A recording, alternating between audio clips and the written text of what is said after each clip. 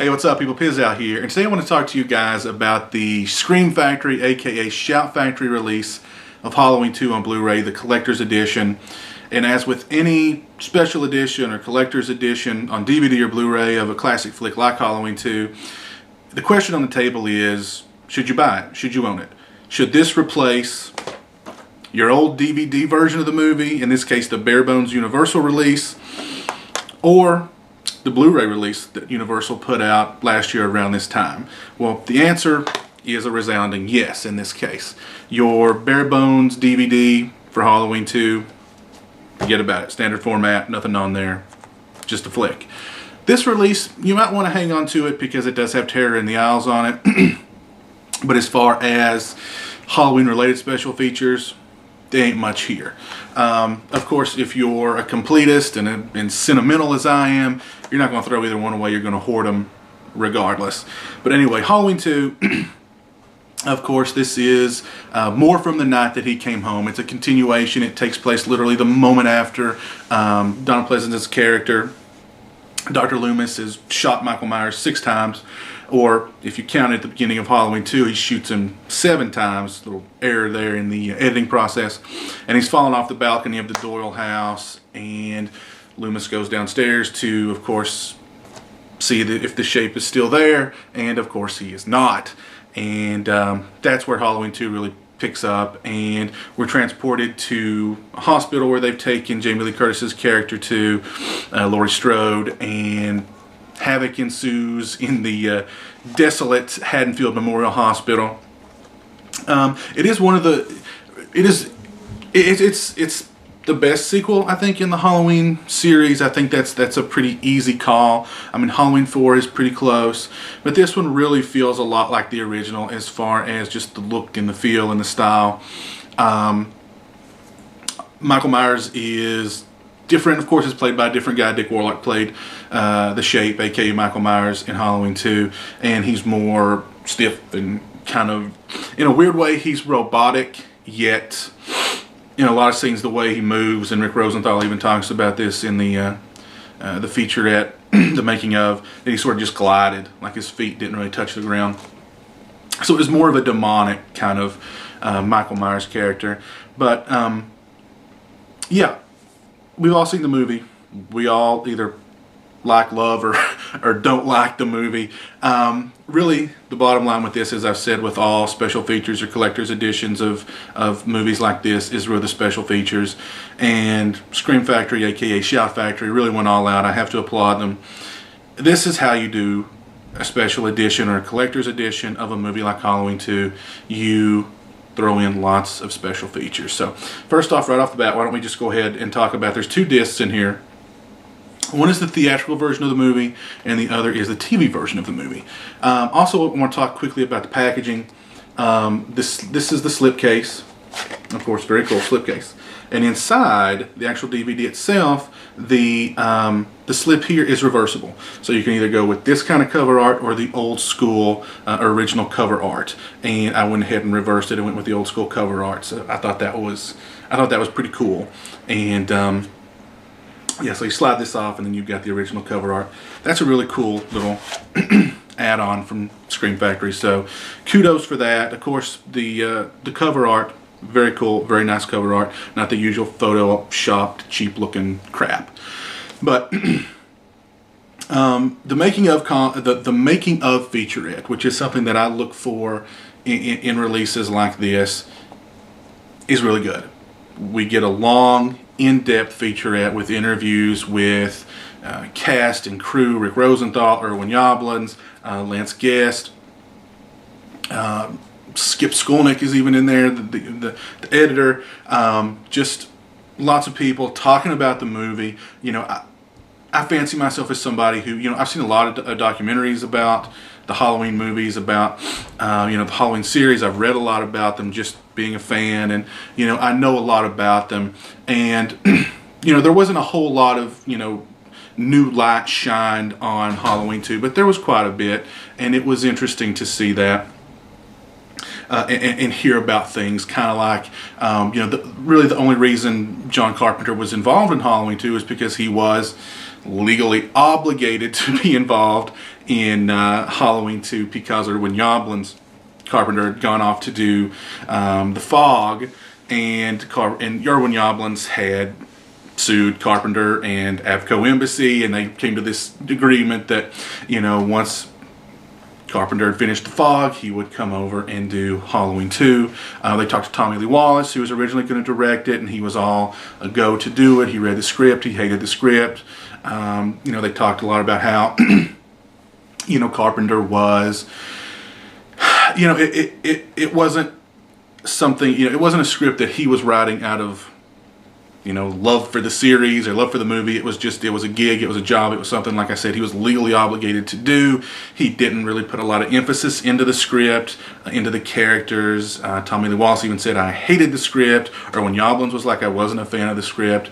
As far as, you know, the production of the movie, of course, they talked to Dean Cundey. And it was interesting to hear Rick Rosenthal talk about, you know, all the cooks that were involved in the movie. You know, he had Mustafa Akkad to answer to, he had Dino De Laurentiis to answer to, he had John Carpenter to answer to, he had Deborah Hill to answer to, and, you know, something that John and Deborah liked, Dino De Laurentiis wouldn't like, but something that De Laurentiis would like, you know, Mustafa Akkad wouldn't like. So he was constantly playing this sort of balancing act of trying to satisfy all four parties who were producers on the film. That was really interesting, I thought. Of course, as you may or may not know, there was some stuff that Carpenter came in and shot himself later on in the movie. The scene toward the beginning where the girl is on the phone and Michael comes into the house and hides behind the couch and springs out and cuts her throat. That was added later. Some stuff like that. A lot of stuff was cut out just to kind of streamline the movie. And it was interesting to see kind of, you know, Rosenthal was very enthusiastic about the movie, and the cast was very enthusiastic about the movie. Leo Rossi, who plays Bud in the movie, he gives a funny story about how he did the Amazing Grace, Come Sit on My Face song. He just sort of did that off the top of his head, because Amazing Grace was public domain, and, you know, he thought, you know, Bud was that kind of guy who would come up with those kind of lyrics for Amazing Grace. You know, how enthusiastic and exuberant they were, you know, even now talking about the movie and having fun with the movie, and how really Erwin Yoblin's was kind of just blah about the movie. He was very, how do I put this? He was very politely insulting kind of to the movie and to Rick Rosenthal. He was like, I remember at one point he goes, you know, they didn't need my approval, but they brought him in for me to meet with him anyway, and I thought he was a nice guy, and I thought he did an okay job on the movie. He did a very journeyman job as the director, which is kind of, yeah, not the nicest compliment to say to about a director's work, but anyway, really enjoyed the documentary. The bottom line is I really enjoyed that featurette. It was a lot of fun. Really liked it. Something else that I also really liked was Horror's Hallowed Grounds, hosted by Sean Clark.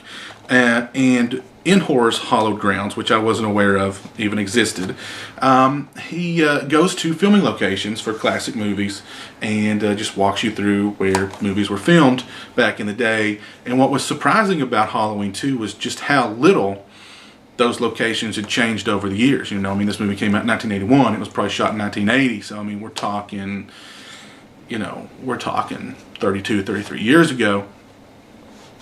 And, you know, just like the opening sequence where Michael's walking through all the backyards and looking in this window and looking out that window, they matched those. And it was it was exactly the same. They walked into the old lady's house where she's fixing her old husband a ham sandwich. She's asking him if he wants mayonnaise on his sandwich. They walked in just like Michael did in the movie. And the house, you know, it was all just pretty much the same. It was kind of eerie, really. And yeah, I really enjoyed that. That was really cool. Robert Russler from Nightmare on Elm Street 2 pops up in a cameo in that. But you can tell Sean Clark is a big fan of just horror in general, and, you know, especially the Halloween films. So that was a really cool special feature. There's a very nice added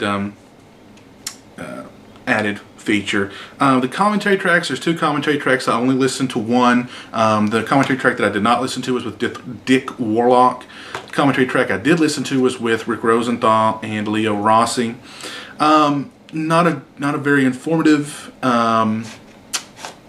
commentary. A lot of dead air, where they were just sort of, seems like they were watching the movie more so than they were talking about the movie, and sort of that bland where he's just like, okay, this is the shot where we did this, and you know, that day it was raining and I had a headache, and okay, this next shot we moved the camera around to here, and you know, it's not, you're not going to really, it wasn't that entertaining. You're not going to really learn that much about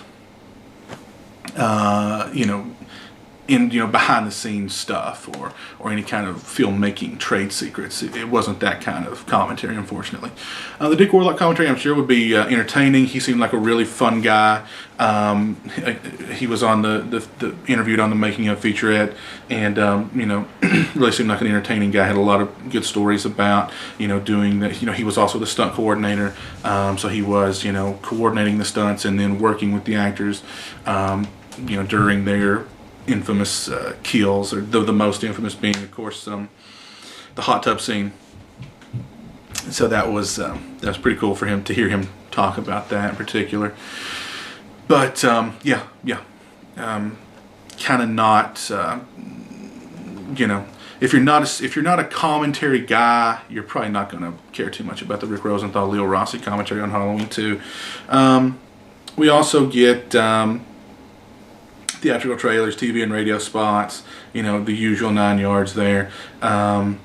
Deleted scenes with commentary by Rick Rosenthal.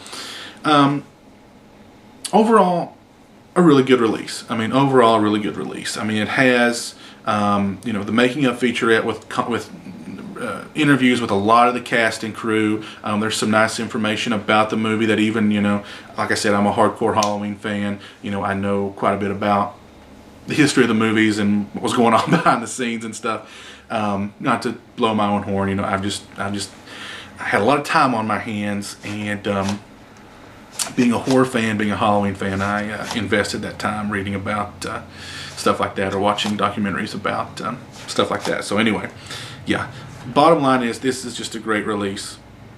If you're a fan of the Halloween series, if you're a fan of Halloween 2, you definitely need to own this. This needs to be added to your collection.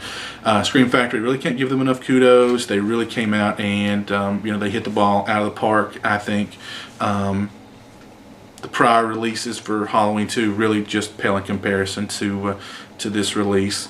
And I think I've yammered on far long enough about it. Just go pick it up. That's the bottom line. Go pick it up. Add it to your collection, watch it, have fun with it. Yeah, that's that.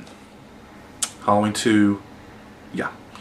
So yeah, until next time, until next time, when I come at you with the Halloween 3 Blu-ray review, really looking forward to talking about that movie. So yeah, keep your eyes peeled for that, and until next time, you guys take it easy. Peace.